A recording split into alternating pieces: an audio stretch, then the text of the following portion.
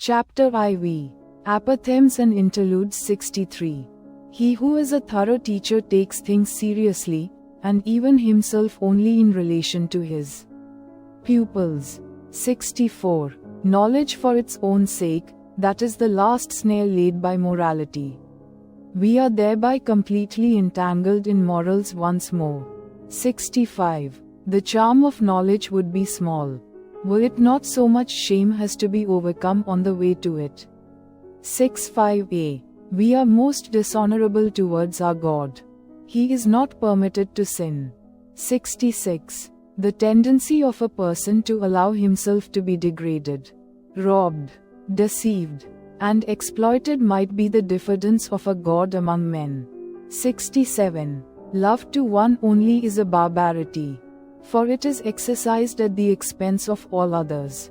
Love to God also. 68. I did that, says my memory. I could not have done that, says my pride. And remains inexorable. Eventually, the memory yields. 69. One has regarded life carelessly. If one has failed to see the hand that kills with leniency. 70. If a man has character, he has also his typical experience, which always recurs. 71. The sage as astronomer, so long as thou feelest the stars as in above thee, thou lackest the eye of the discerning one. 72. It is not the strength, but the duration of great sentiments that makes great men. 73. He who attains his ideal, precisely thereby surpasses it. 73a. Many a peacock hides his tail from every eye, and calls it his pride. 74. A man of genius is unbearable, unless he possess at least two things besides, gratitude and purity. 75. The degree and nature of a man's sensuality extends to the highest altitudes of his spirit. 76. Under peaceful conditions the militant man attacks himself. 77. With his principles a man seeks either to dominate, or justify, or honor, or reproach, or conceal his habits. Two men with the same principles probably seek fundamentally different ends therewith. 78. He who despises himself, nevertheless esteems himself thereby, as a despiser. 79. A soul which knows that it is loved, but does not itself love, betrays its sediment, its dregs come up. 80. A thing that is explained ceases to concern us. What did the God mean who gave the advice? Know thyself. Did it perhaps imply, cease to be concerned about thyself? Become objective. And Socrates, and the scientific man. 81. It is terrible to die of thirst at sea. Is it necessary that you should so salt your truth that it will no longer quench thirst? 82. Sympathy for all would be harshness and tyranny for thee, my good neighbor. 83. Instinct. When the house is on fire one forgets even the dinner, yes, but one recovers it from among the ashes. 84. Woman learns how to hate in proportion as she forgets how to charm. 85. The same emotions are in man and woman, but in different tempo. On that account man and woman never cease to misunderstand each other.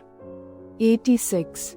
In the background of all their personal vanity, women themselves have still their impersonal scorn for woman. 87.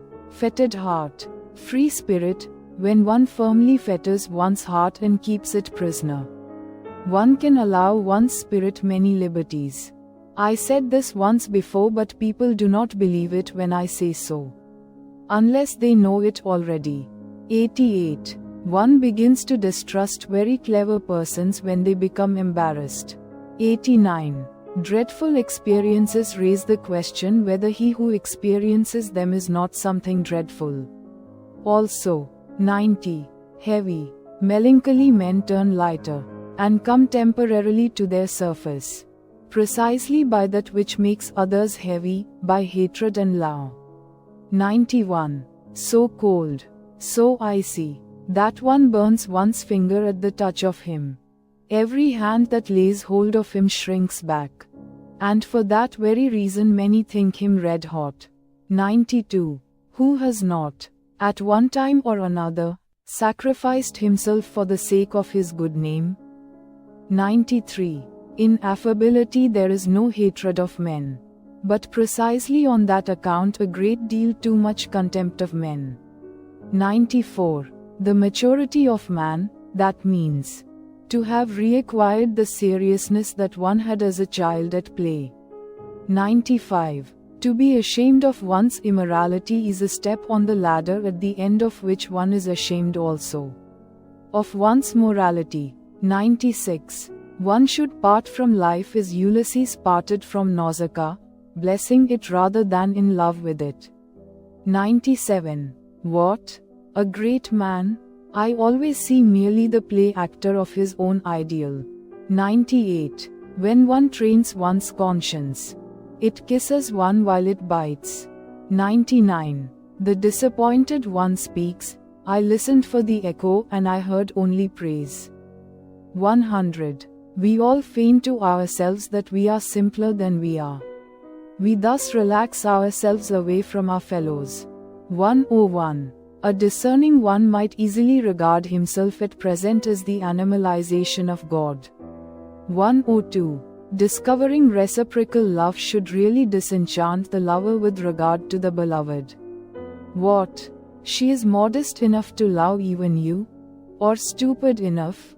Or, 103. The danger in happiness. Everything now turns out best for me. I now love every fate. Who would like to be my fate? 104. Not their love of humanity, but the impotence of their love prevents the Christians of today burning us. 105. The Pierfraus is still more repugnant to the taste, the piety of the free spirit, the pious man of knowledge, than the Impierfraus. Hence the profound lack of judgment in comparison with the Church, characteristic of the type, free spirit, as its non-freedom. 106. By means of music the very passions enjoy themselves. 107. A sign of strong character, when once the resolution has been taken, to shut the ear even to the best counter-arguments. Occasionally, therefore, a will to stupidity. 108. There is no such thing as moral phenomena, but only a moral interpretation of phenomena. 109. The criminal is often enough not equal to his deed. He extenuates and maligns it. 110. The advocates of a criminal are seldom artists enough to turn the beautiful terribleness of a deed to the advantage of the doer. 111. Our vanity is most difficult to wound just when our pride has been wounded. 112. To him who feels himself preordained to contemplation and not to belief, all believers are too noisy and obtrusive. He guards against them. 113. You want to prepossess him in your favor? Then you must be embarrassed before him. 114.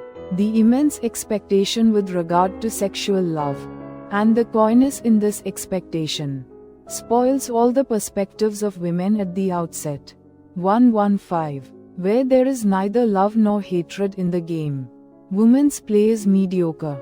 116. The great epochs of our life are at the points when we gain courage to rebaptize our badness as the best in us. 117. The will to overcome an emotion is ultimately only the will of another, or of several other emotions. 118. There is an innocence of admiration. It is possessed by him to whom it has not yet occurred that he himself may be admired someday. 119. Our loathing of dirt may be so great as to prevent our cleaning ourselves, justifying ourselves. 120. Sensuality often forces the growth of love too much, so that its root remains weak, and is easily torn up. 121. It is a curious thing that God learned Greek when he wished to turn author and that he did not learn it better. 122. To rejoice on account of praise is in many cases merely politeness of heart, and the very opposite of vanity of spirit. 123. Even concubinage has been corrupted by marriage. 124. He who exults at the stake does not triumph over pain, but because of the fact that he does not feel pain where he expected it. A parable. 125. When we have to change an opinion about anyone, we charge heavily to his account the inconvenience he thereby causes us. 126. A nation is a detour of nature to arrive at 6 or 7 great men, yes, and then to get round them. 127. In the eyes of all true women, science is hostile to the sense of shame. They feel as if one wished to peep under their skin with it, or worse still, under their dress and finery. 128. The more abstract the truth you wish to teach, the more must you allure the senses to it. 129. The devil has the most extensive perspectives for God. On that account he keeps so far away from him. The devil, in effect, as the oldest friend of knowledge. 130. What a person is begins to betray itself when his talent decreases, when he ceases to show what he can do. Talent is also an adornment. An adornment is also a concealment. 131. The sexes deceive themselves about each other. The reason is that in reality they honor and love only themselves, or their own ideal. To express it more agreeably, thus man wishes woman to be peaceable, but in fact woman is essentially unpeaceable. Like the cat, however well she may have assumed the peaceable demeanor. 132. One is punished best for one's virtues. 133. He who cannot find the way to his ideal lives more frivolously and shamelessly than the man without an ideal. 134. From the senses originate all trustworthiness, all good conscience, all evidence of truth. 135. Pharisaism is not a deterioration of the good man. A considerable part of it is rather an essential condition of being good. 136. The one seeks an accuser for his thoughts. The other seeks someone whom he can assist. A good conversation thus originates. 137. In intercourse with scholars and artists one readily makes mistakes of opposite kinds. In a remarkable scholar one not infrequently finds a mediocre man. And often, even in a mediocre artist, one finds a very remarkable man.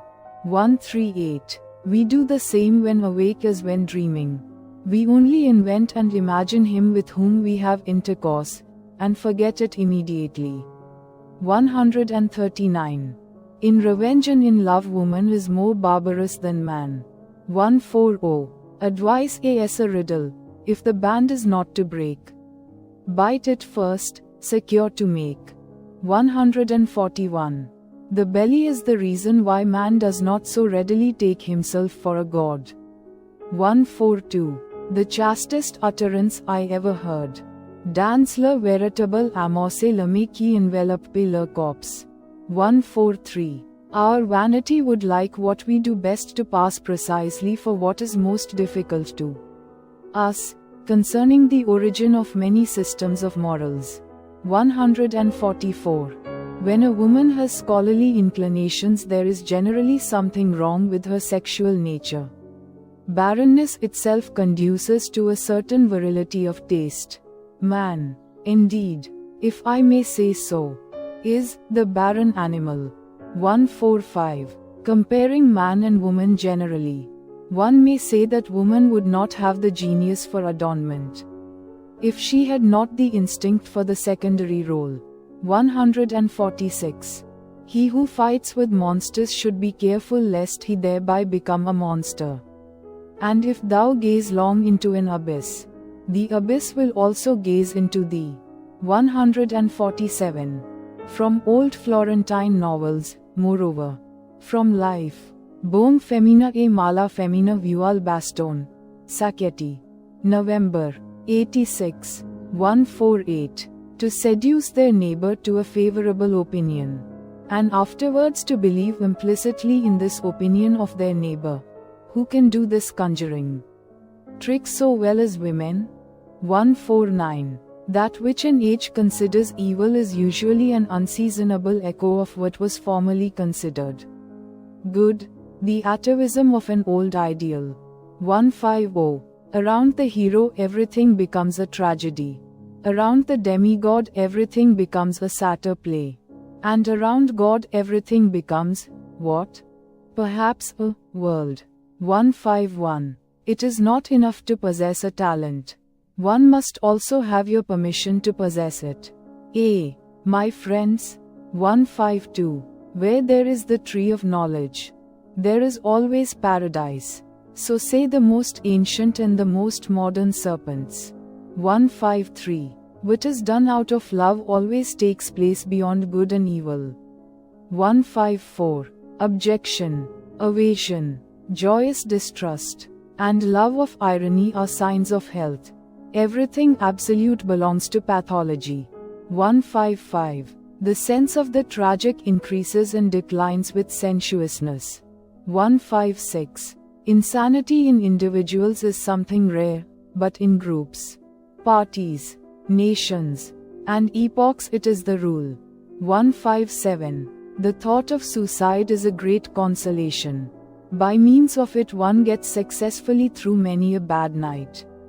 158. Not only our reason, but also our conscience, truckles to our strongest impulse, the tyrant in us. 159. One must repay good and ill. But why just to the person who did us good or ill? 160. One no longer loves one's knowledge sufficiently after one has communicated it. 161. Poets act shamelessly towards their experiences. They exploit them. 162. Our fellow creature is not our neighbor, but our neighbor's neighbor. So thinks every nation. 163. Love brings to light the noble and hidden qualities of a lover, his rare and exceptional traits. It is thus liable to be deceptive as to his normal character. 164. Jesus said to his Jews, "The law was for servants. Love God as I love him." As his son, what have we sons of God to do with morals? 165. In sight of every party, a shepherd has always need of a bellwether, or he has himself to be a whether occasionally. 166. One may indeed lie with the mouth, but with the accompanying grimace one nevertheless tells the truth. 167. To vigorous men intimacy is a matter of shame, and something precious. 168. Christianity gave Eros poison to drink. He did not die of it, certainly, but degenerated to vice. 169. To talk much about oneself may also be a means of concealing oneself. 170. In praise there is more obtrusiveness than in blame. 171. Pity has an almost ludicrous effect on a man of knowledge, like tender hands on a cyclops. 172. One occasionally embraces someone or other, out of love to mankind, because one cannot embrace all. But this is what one must never confess to the individual. 173. One does not hate as long as one disesteems, but only when one esteems equal or superior. 174. Ye utilitarians, ye, too, love the utile only as a vehicle for your inclinations, ye, too, really find the noise of its wheels insupportable. 175. One loves ultimately one's desires, not the thing desired. 176. The vanity of others is only counter to our taste when it is counter to our vanity. 177. With regard to what truthfulness is, perhaps nobody has ever been sufficiently truthful. 178. One does not believe in the follies of clever men. What a forfeiture of the rights of man. 179. The consequences of our actions seize us by the forelock, very indifferent to the fact that we have meanwhile reformed. 180. There is an innocence in lying which is the sign of good faith in a cause. 181. It is inhuman to bless when one is being cursed. 182. The familiarity of superiors embitters one, because it may not be returned. 183. I am affected, not because you have deceived me, but because I can no longer believe in you. 184. There is a haughtiness of kindness which has the appearance of wickedness. 185. I dislike him. Why? I am not a match for him. Did anyone ever answer so?